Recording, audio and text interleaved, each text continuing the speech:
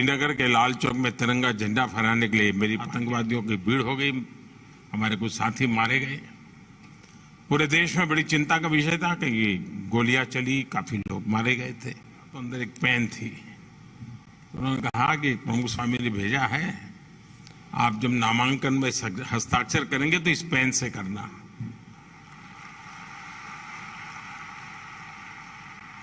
अब वहां से लेकर मैं काशी चुनाव के लिए गया। एक भी चुनाव ऐसा नहीं है जब मैं नामांकन करने गया और उसके लिए मुझे हस्ताक्षर करने के लिए पेन पूज्य प्रमुख स्वामी जी के व्यक्ति आकर के खड़े न हुआ।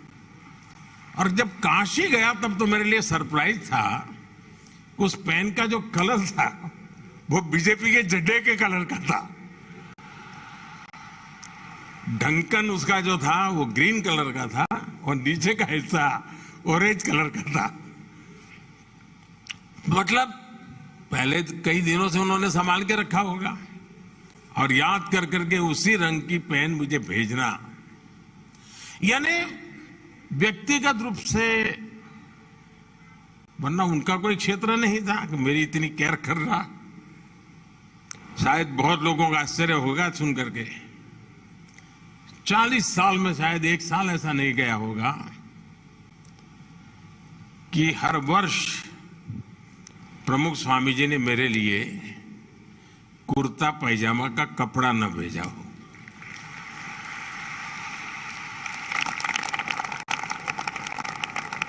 और ये मेरा सौभाग्य है।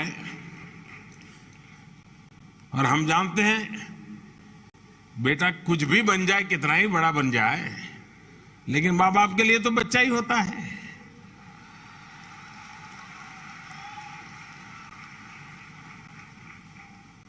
देश ने मुझे प्रधानमंत्री बना दिया, लेकिन जो परंपरा प्रमुख स्वामी चलाते थे, पूज्य बात स्वामी ने भी, अब तक वो कपड़ा भेजना चालू है।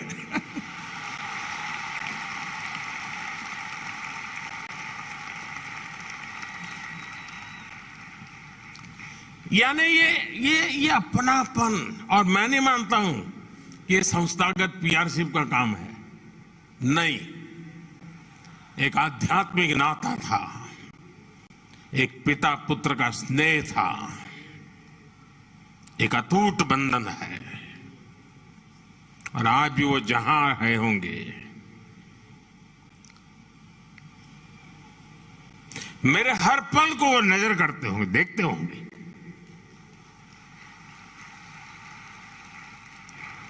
बारीकी से मेरे काम को जांचते होंगे। उन्होंने मुझे सिखाया, समझाया कि मैं उसी राह पे चल रहा हूं कि नहीं चल रहा हूं, वो जरूर देखते होंगे।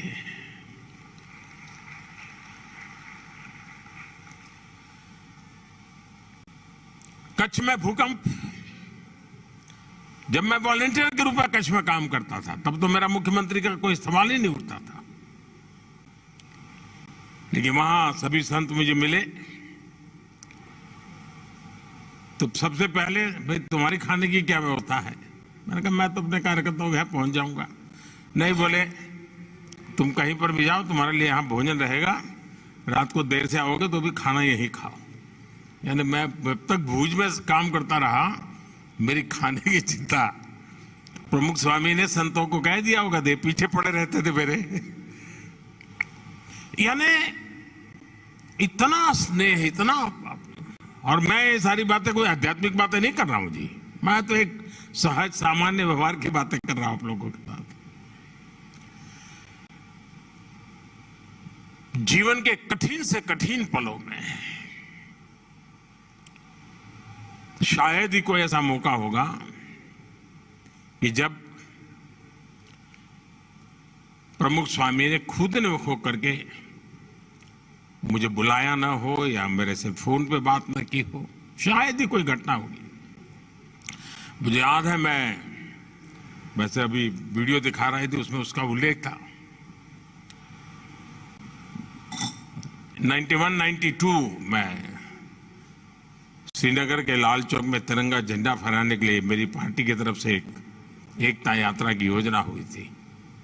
डॉक्टर मुरली मनोहर जोशी जी के नेतृत्व में वो यात्रा चल रही थी और मैं उसकी व्यवस्था देखता था। जाने से पहले मैं प्रमुख स्वामी जी के आशीर्वाद लेके गया था, तो उनको पता था कि मैं कहाँ जा रहा हूँ, क्या कर रहा हूँ। हम पंजाब से जा रहे थे तो हमारी यात्रा के साथ आतंकवादियों की भीड़ हो गई, हमारे कुछ साथी मारे गए। पूरे देश में बड़ी चिंता का विषय था कि ये गोलियां चली, काफी लोग मारे गए थे। और फिर वहीं से हम जम्मू पहुंच रहे थे। हम श्रीनगर लाल चौक तिरंगा झंडा फहराया, लेकिन जैसा ही मैंने जम्मू में लैंड किया, सबसे पहला फोन प्रमुख स्वामी जी का। और मैं कुशल तो हूं ना, चलिए ईश्वर तुम्हें आशीर्वाद दें, आओगे तो फिर मिलते हैं, सुनेंगे तुमसे कुछ क्या हुआ। सहज सरल मैं मुख्यमंत्री बन गया। अक्षरधाम के सामने ही 20 मीटर की दूरी पर मेरा घर, जहां सीएम निवास था, तो मैं वहां रहता था। और मेरा आने जाने का रास्ता भी ऐसा कि जैसे ही निकलता था तो पहले अक्षरधाम शिखर के दर्शन करके ही मैं आगे जाता था। तो सहज नित्य नाता। और अक्षरधाम पर आतंकवादियों ने हमला बोल दिया, तो मैंने प्रमुख स्वामी जी को फोन किया। इतना बड़ा हमला हुआ, इतने लोगों, मैं हैरान था जी।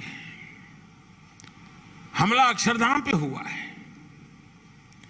संतों पर क्या बीती होगी, गोलियां चली नहीं चली, किसको क्या, सारी चिंता का विषय था, क्योंकि एकदम से धुंधला सा वातावरण था। ऐसी संकट की घड़ी में इतना बड़ा आतंकी हमला, इतने लोग मारे गए थे। प्रमुख स्वामी जी ने मुझे कहा फोन किया तो, अरे भाई तेरा घर तो सामने ही है, तुम्हें कोई तकलीफ नहीं है ना। अरे मैंने कहा बाबा, इस संकट की घड़ी में आप इतनी स्वस्थता पूर्वक मेरी चिंता कर रहे हैं।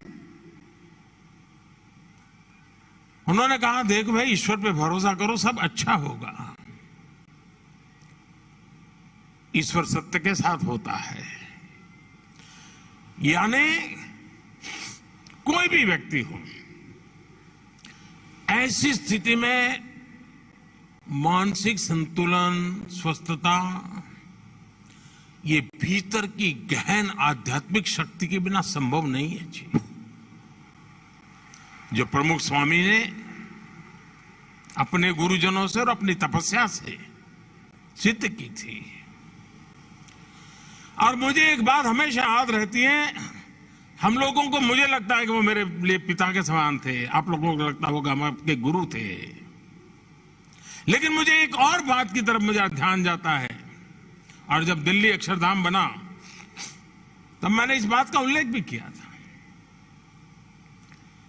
क्योंकि मुझे किसी ने बताया था कि योगी जी महाराज की इच्छा थी कि यमुना के तट पे अक्षरधाम का होना जरूरी है। अब उन्होंने तो बातों बातों में, योगी जी महाराज के मुंह से निकला होगा, लेकिन वो शिष्य देखिए जो अपने गुरु के इन शब्दों को जीता रहा। योगी जी तो नहीं रहे, लेकिन वो योगी जी के शब्दों को जीता रहा, क्योंकि योगी जी के सामने प्रमुख स्वामी शिष्य थे। हम लोगों को गुरु के रूप में उनकी ताकत दिखती है, लेकिन मुझे एक शिष्य के रूप में उनकी ताकत दिखती है कि अपने गुरु के उस शब्द को उन्होंने जीकर दिखाया। और यमुना के तट पर अक्षरधाम बना करके आज पूरे दुनिया के लोग आते हैं तो अक्षरधाम के माध्यम से भारत की महान विरासत को समझने का प्रयास करते हैं। ये युग के लिए किया हुआ काम है, ये युग को प्रेरणा देने वाला काम है।